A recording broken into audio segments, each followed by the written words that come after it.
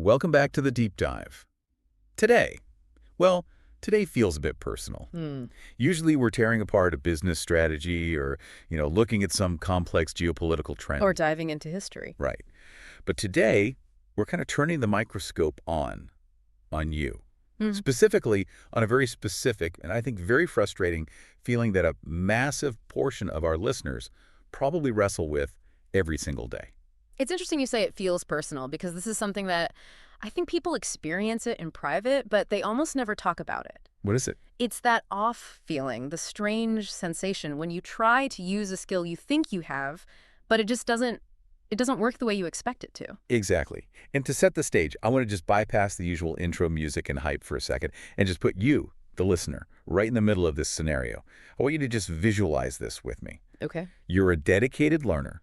You have done the work. You've got the apps on your phone. You've watched the YouTube videos. Maybe you've even binged an entire season of Friends or The Office without subtitles. And you understood most of it. Yeah, you got like 90% of it. You feel competent, you feel ready, you know the difference between make and do, you know your irregular verbs, you've got this. Exactly. You probably know your grammar rules better than most native speakers do. You can write a perfect email, no problem. But then you step into a room. Maybe it's a Zoom call with a client in London. Right. Maybe it's a coffee shop in New York. Or, just a dinner party with some international friends. Yeah. And you open your mouth to speak. And the wheels just come off? Instantly. You say the words, and technically they're English words, but it feels clunky. It feels heavy. It's like you're wading through mud. Yeah. And you see a micro-expression on the other person's face, just a flicker of confusion, and you freeze. Oh, that's the killer. That little flicker. It is, and you walk away from that interaction just thinking, what is wrong with me? Yeah. I know this stuff. I studied this. Why did I sound like a robot? Why did that feel so incredibly awkward? It is the universal nightmare of the second language learner. It really, really is. And I want to start by saying something very clearly, right at the top here. Okay. If you are nodding your head right now, if your stomach tightened just a little bit listening to that description, you are not broken. You are not bad at English. That's a bold statement, though, because, let's be honest, it feels like failure.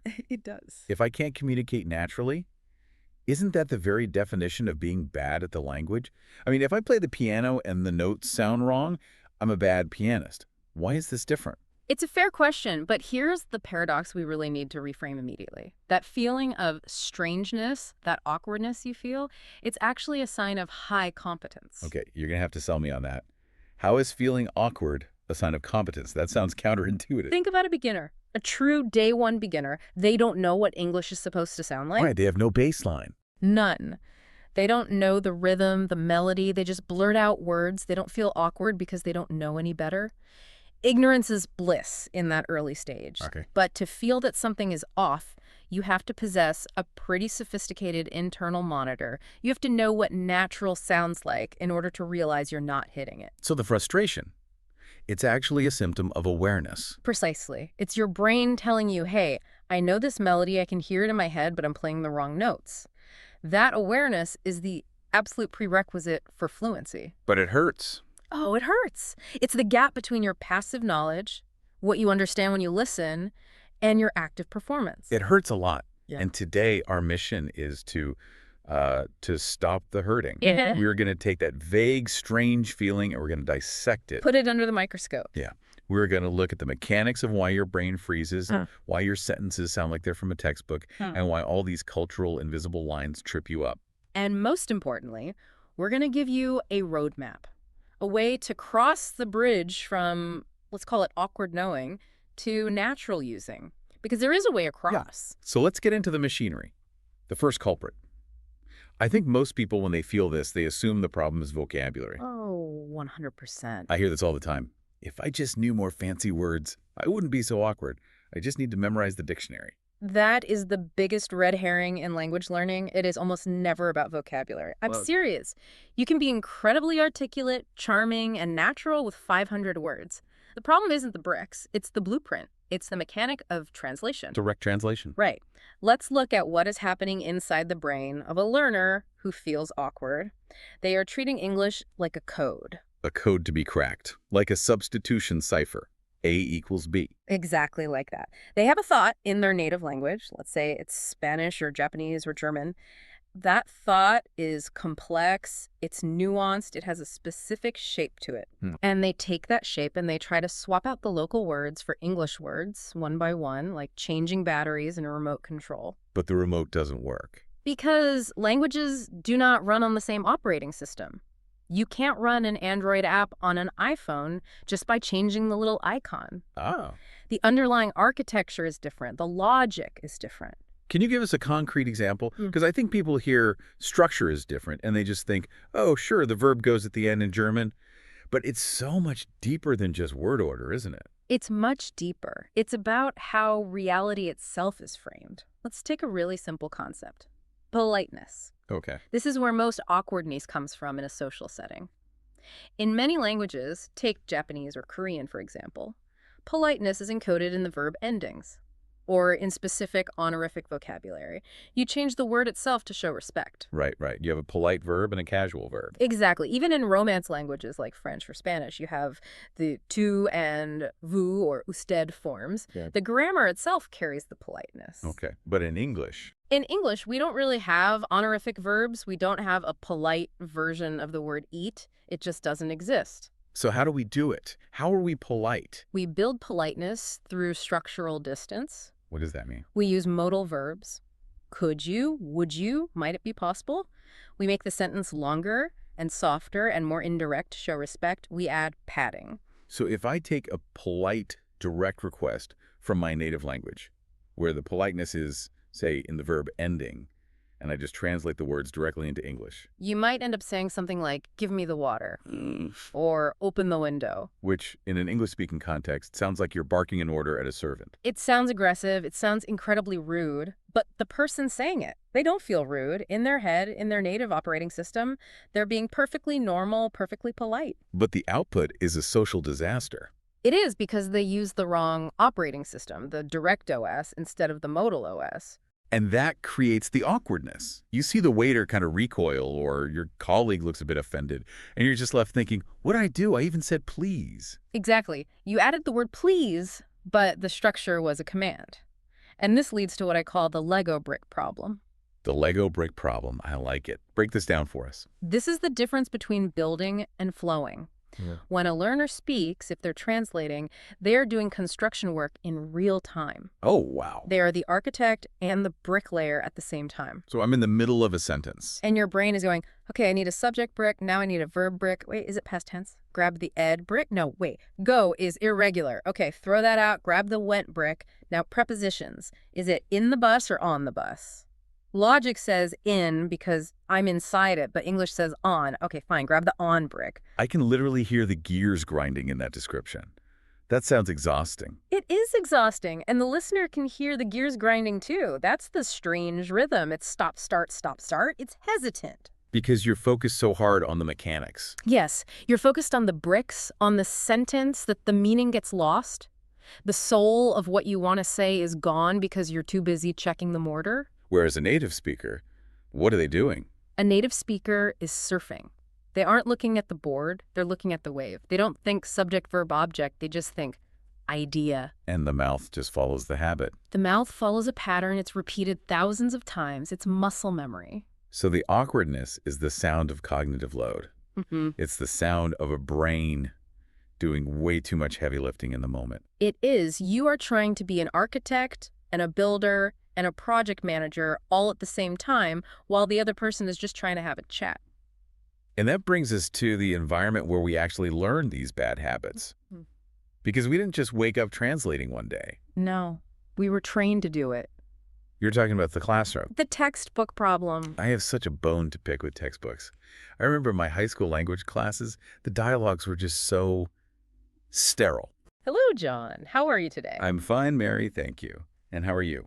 I am also fine. Is the library open? Yes, the library is open. I mean, who talks like that? No one. But here's the insidious part. That is grammatically perfect English. If you wrote that on a test, you get an A+. You get a gold star. Right. But if you walk into a pub in London or a startup in San Francisco and you talk like that, people will think you're a serial killer. Or an alien wearing a human suit trying to blend in. Exactly. It is socially unnatural English. Yeah. It creates this vibe of distance. It feels stiff. It feels fake. Why, though? What is actually missing? Because if the grammar is 100% correct, why does it feel so wrong? Because everything that makes us human is missing. Textbooks strip out emotion, they strip out shortcuts, and they strip out what I call softeners. Softeners. Yeah. In real English, we rarely say exactly what we mean directly, especially if it's negative or uncertain. We hedge. We use vague language. Like saying sort of or kind of or a little bit. Exactly. If I ask you, hey, do you want to go to the movies tonight? And you just look at me and say, no. Ouch. That feels like a slap in the face. It feels personal. But it's a truthful answer. It's grammatically correct. It's efficient. But it's socially brutal. So what would a native speaker say? A native speaker would say something like, oh, well, I'm kind of tired, I think I might just stay in tonight. It's softer. It's fuzzier. It gives a reason without being a blunt rejection. And textbooks hate fuzzy. Textbooks want clear, binary answers. True or false, correct or incorrect. So you have learners who are trained to be these binary robots in a very fuzzy, very analog human world. And there's another element here, too, reaction. I notice this a lot. In a textbook dialogue, speaker A speaks. Then there's silence as speaker B speaks. It's perfect turn-taking. Ping pong. But real conversation is more like, I don't know, rugby. Or maybe jazz. It's definitely messier, but the key is what you could call active listening noises. This is something almost no teacher ever teaches, but it is absolutely vital for not feeling strange. Okay, what do you mean? In a textbook, while person A is speaking, person B is totally silent. In real life, while A is speaking, B is going, oh, really? No way. Yeah, totally. Wow, that's crazy. We call that back channeling, right? Giving feedback. Yes. And if you don't do that, if you just sit there in silence staring at the person until they finish their whole paragraph because you're trying to be polite and listen carefully. To the other person, it feels like an interrogation. It feels like judgment. The speaker starts to feel judged. They're thinking, why aren't they reacting at all? Do they hate what I'm saying? Do they not understand me? So it's a total mismatch. The learner is thinking, I'm being polite by listening quietly and focusing. And the native speaker is thinking, this person is cold and weird and possibly angry with me. Precisely. It's a tragedy of expectations. You want to show your personality. You want to be warm, funny, engaging. But your textbook settings have locked you into this formal, stiff persona. You feel like you're wearing a suit of armor to a pool party. That's a great way to put it. You can't swim. You can't relax. That is such a vivid image. And I think that explains why so many people feel like they have a split personality. In their native language, they're the funny one, the smart one, the life of the party. In English, they're the quiet, boring one in the corner. And that loss of identity is so painful, it causes anxiety. Which leads us to the biggest stressor of all. We've got the translation issues, the textbook habits, and then we add the ticking clock. The pressure of time. This is where the physical panic comes from. Because real conversation is fast. Like, really fast. It's rapid fire. And there is a massive, massive disconnect between the speed of the conversation and the processing speed of the learner's brain. We call this the cycle of delay. Walk us through the cycle. I think everyone listening is going to recognize this immediately. Okay, let's slow it down, put it in bullet time. Step 1, someone asks you a question. So what did you do this weekend? Simple enough. Seems like a friendly question. Step 2, your brain catches the audio. But instead of just understanding it directly, you do a quick translation into your native language just to verify. Okay, ¿qué hiciste el fin de semana? Got it. Verified. It's a safety check. Processing check. Step 3, you formulate your answer, but you do it in your native language because that is where your complex, witty, smart thoughts live. You think of a great story about a hike you went on where you saw a deer. Okay. Step 4, now the real hard work begins. You have to translate that whole story back into English. You're searching for the word for hike, the past tense of see, the preposition for on the mountain. You're building that Lego set again. Right, brick by brick. And step 5, you finally assemble the sentence, you check it for errors, and you open your mouth to speak. What? But it's been 4 seconds?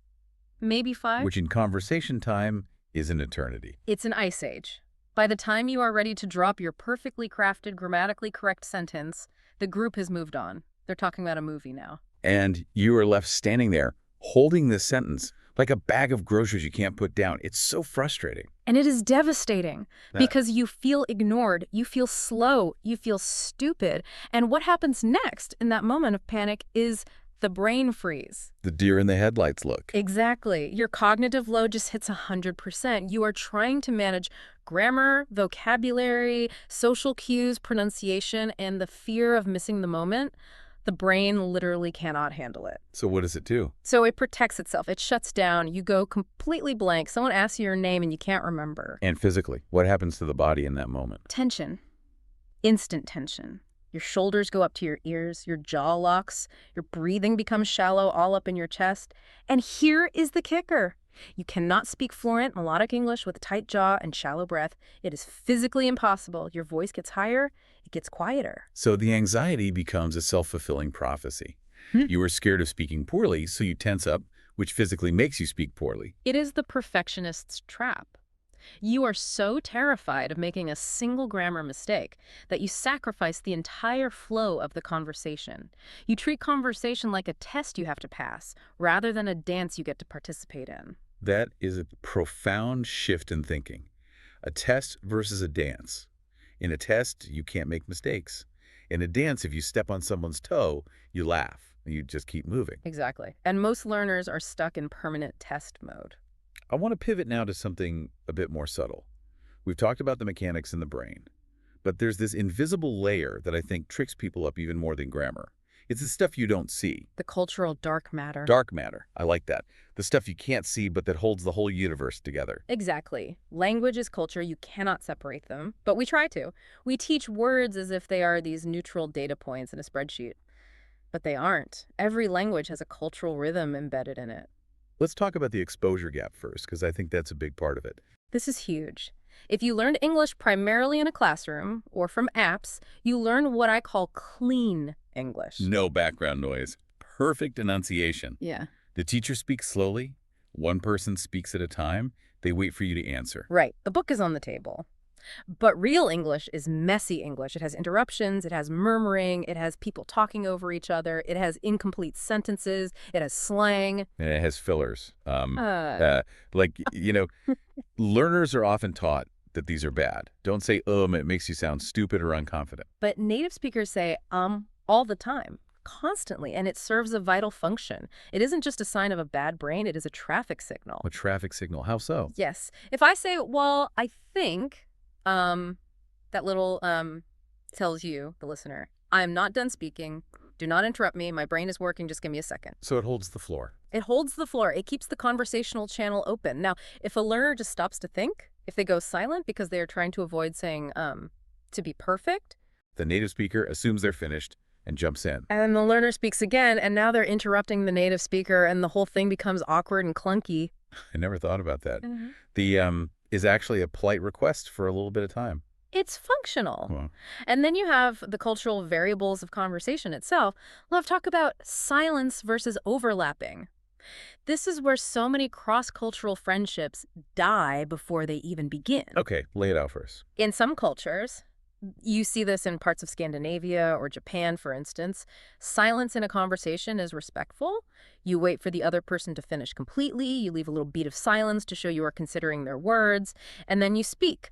It is a very orderly turn-taking system with gaps. Sounds lovely.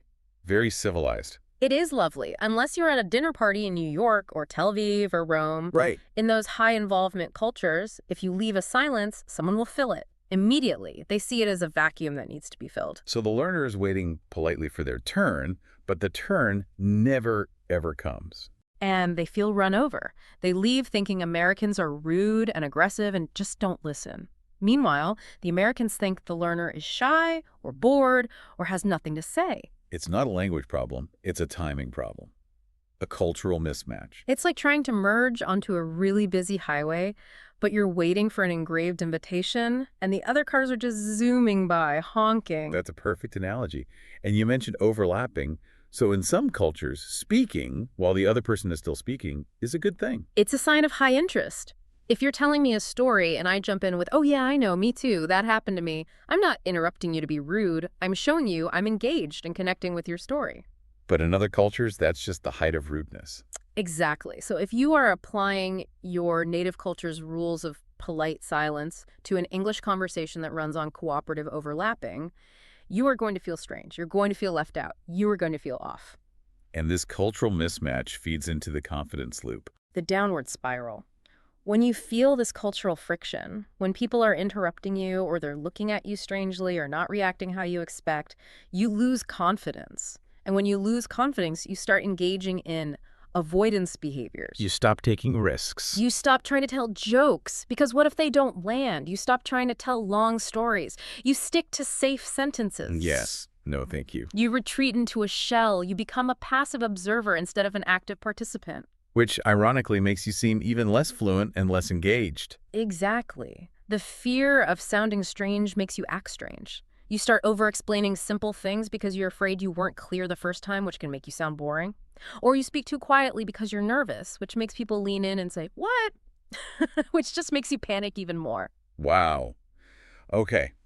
We have painted a pretty terrifying picture here. We've got the brain freezing, the culture clashing, the awkward silences, the robotic textbook phrases. I think our listeners are probably hiding into their desks right now. Get out from under the desk, because this is the turning point. We had to diagnose the illness to prescribe the cure. We had to name the monster to be able to fight it. Right, and a big part of that is managing expectations. Because I think a lot of this pain comes from a single false belief. The fluency myth. The idea that there's a finish line you have to cross. And the idea that native speaker is the goal. Listen to me very closely on this. You will likely never sound exactly like a native speaker who was born or raised in London or Los Angeles. And that is okay. In fact, it is better than okay. It's not a bug, it's a feature. Your accent tells a story. that's a very hard pill to swallow for perfectionists. Yeah. They want the accent, the slang, everything. They want to be indistinguishable. But it's so liberating when you let go of that. The goal is not native, the goal is effective, the goal is connection. If you're chasing perfection, every conversation is a failure because you will always make a minor slip. You'll use the wrong preposition once. But if you chase connection. You can win every single time. So we don't to redefine success. Success isn't perfect grammar. Success is, did we understand each other? Did we have a moment? Did we laugh? Precisely. Yeah. And we need to normalize the awkwardness. I want everyone listening to tattoo this on their brain. Feeling awkward is not a sign of failure. It is a sign of growth. It's growing pains. It is the sensation of your brain literally rewiring itself. If it felt easy, you wouldn't be learning. You'd just be staying in your comfort zone. The awkwardness is the physical evidence that you're pushing the boundaries of your ability. Okay. I feel better already. We've diagnosed the illness. We've reframed the mindset. Now let's prescribe the cure. We have 4 concrete steps to help our listeners move from strange to natural. Let's do it. Step 1, accept imperfection. This is the big mindset shift. You have to give yourself permission to sound like a learner. You have to embrace what some people call broken English. Wait, embrace broken English. You're telling people to speak badly on purpose? No, not at all. I'm telling people to focus on clarity over complexity. Learners often try to use really complex grammar to prove they are good. They construct these labyrinthine sentences with multiple clauses. Like, I shall endeavor to facilitate the acquisition of coffee for us. Just say, I'm getting coffee. Right. Native speakers love simplicity. We say, I'm going to get coffee. Can I help? No worries. Simple communication sounds confident. Overly complex communication often sounds insecure, like you're trying too hard. So, drop the ego. Keep it simple. That leads directly to step 2. Learn phrases, not just words. This is the chunking method. We talked about how building sentences brick by brick is way too slow. You need prefabricated walls. You need chunks of language that are ready to go. Give us the toolkit. What are some specific chunks, some phrases that people can put in their pockets right now to start sounding more natural today? Okay, you need connector chunks. These are the phrases that act like glue for the conversation and buy you thinking time. Number 1. How do you use that? Use it at the end of a sentence when you're stating an opinion or a feeling. It's really hot in here. It's not really a question. It invites agreement. It creates a little bond. It makes it feel more like a shared experience. Okay, what's another one? Number 2, I mean. This is the ultimate self-correction tool. If you mess up a sentence or if you feel like you weren't clear, don't freeze and panic. Just say, I mean, and try again. I went to the store. It keeps the flow going. It's like a reset button that nobody even notices you pressed. Exactly. It's seamless. Number 3, that makes sense. If you want to be a good conversationalist in English, just memorize this phrase. When someone explains something to you, it validates them instantly. And it's so much better than just saying yes. Yes can kind of stop the conversation, but that makes sense, encourages them to keep going. Much better. And notice the melody. We don't say, that makes sense. We say, that makes sense. The stress is on sense. Learn the melody, not just the words. And one more. Number 4, I see. Simple, effective, active listening. It shows you're following along. So learn the chunks. Don't just learn the single word sense. Learn the entire phrase. That makes sense. Always learn words in context. Never learn a word alone from a list. Words hate being alone. They need their friends. Okay, step 3. The input method. You cannot output what you haven't input. It's that simple. You need to flood your brain with natural, messy English. So, not textbooks. Definitely not textbooks. Podcasts like this one, listen to people just talking naturally. Listen to interviews on YouTube. Listen to reality TV. Reality TV? Really? You're prescribing reality TV? I know, it's trashy, but the language is real. It's people interrupting, fighting, crying, gossiping. That is the raw, unfiltered data your brain needs. Why? What is the brain doing with that data? It's absorbing the patterns, it's learning the rhythm, the intonation, the common phrases subconsciously. You need to let your subconscious do the heavy lifting of copying the patterns so your conscious mind can stop trying to apply the rules. You're building that native intuition. You want to hear the rhythm so many times that your brain starts to mimic it automatically without you thinking about it. Exactly. Just like a musician listens to music to get better at playing, you have to listen to English to get better at speaking it. And finally, step 4. This is the big one. Practice for communication. This is the scariest one for most people. You have to speak. But not just practice speaking, you need to communicate. What's the difference between those two things? Practice speaking is talking to a wall or reading a script aloud. It's sterile.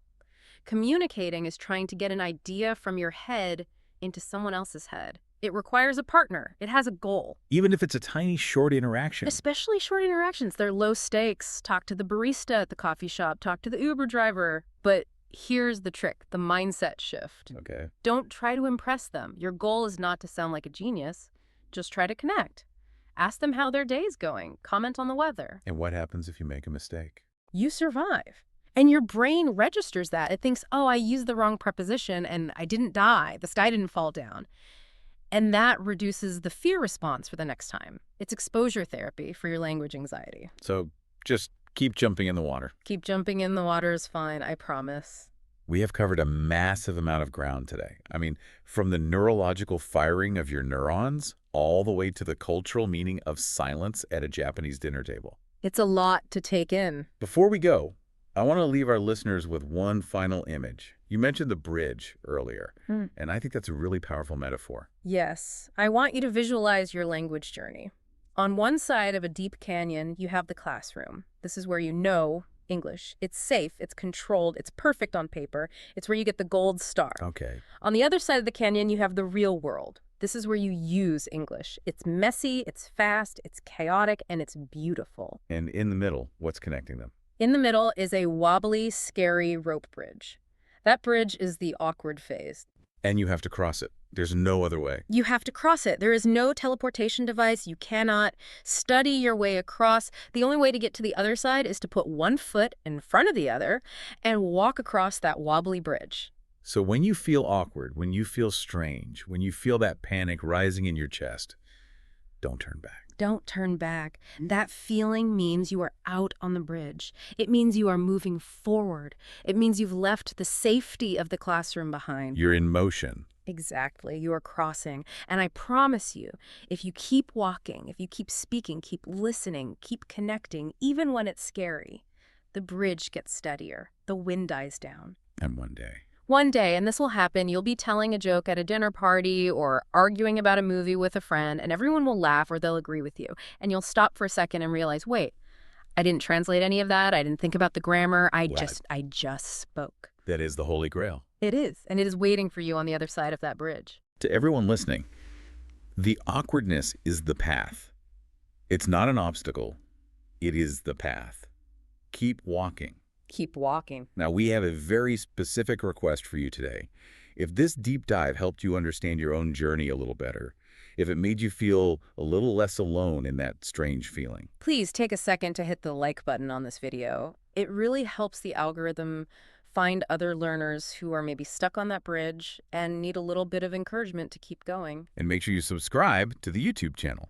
We are going to keep building these guides, keep unpacking the invisible struggles of learning, and we want you to be there for the next one. Support the show, and you support your own learning. Thank you so much for listening. Good luck with your conversations, embrace the awkwardness, and we'll see you in the next deep dive. Goodbye, everyone.